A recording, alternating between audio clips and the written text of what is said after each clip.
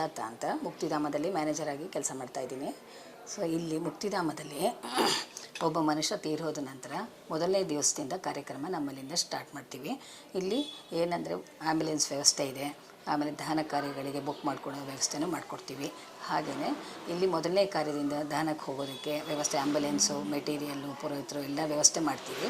ನಂತರ ಅಲ್ಲಿಂದ ಮೂರನೇ ದಿನದ ಅಲ್ಲಿ ದಹನ ಕಾರ್ಯ ಆದಮೇಲೆ ಮೂರನೇ ದಿನದಿಂದ ಅಲ್ಲಿ ಅಸ್ಥಿ ಸಂಚಯನ ಅಂತ ಹೇಳಿ ಕಾರ್ಯಕ್ರಮ ಇರುತ್ತೆ, ಅದನ್ನು ಸಹ ಮಾಡಿಸ್ಕೊಡ್ತೀವಿ.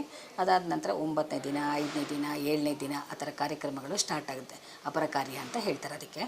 ಅದನ್ನು ಸ್ಟಾರ್ಟ್ ಮಾಡ್ತೀವಿ. ಅಲ್ಲಿಂದ ಮಾಸಿಕ 9, 10, 11, 12 ಮಾಸಿಕ, ಹಾಗೆ ವೈಕುಂಠ ಸಮಾರಾಧನೆ ತನಕ ಮಾಡಿಕೊಡ್ತೀವಿ. ಅದೇ ಥರ ವರ್ಷದ್ದು ಮಾಡಿಕೊಡ್ತೀವಿ. ವರ್ಷ ಮಾಡುವಂಥ ತಿಥಿಗಳನ್ನು ಮಾಡಿಕೊಡ್ತೀವಿ. ಹಾಗೆ ವರ್ಷಾಬ್ದಿಕ ಅಂತೇಳಿ ಪ್ರಥಮಾಬ್ದಿಕ, ಮಾಸಿಕ, ವೈಕುಂಠ ಅಂತ ಆ ಥರ ಕಾರ್ಯಕ್ರಮನೂ ಎಲ್ಲ ಮಾಡಿಕೊಡ್ತೀವಿ. ಇಲ್ಲಿ ಫೆಸಿಲಿಟಿ ಎಲ್ಲ ಸ್ನಾನಕ್ಕೆ ಬಿಸಿನೀರು ಸ್ನಾನಕ್ಕಿದೆ. ಹಾಗೆ ಲಿಫ್ಟಿನ ವ್ಯವಸ್ಥೆ ಇದೆ. ವಯಸ್ಸಾದವ್ರು ಬರೋರಿಗೆ ಅನುಕೂಲ ಆಗಲಿ ಅಂತ ಲಿಫ್ಟಿನ ವ್ಯವಸ್ಥೆ ಮಾಡಿಕೊಟ್ಟಿದ್ದೀವಿ.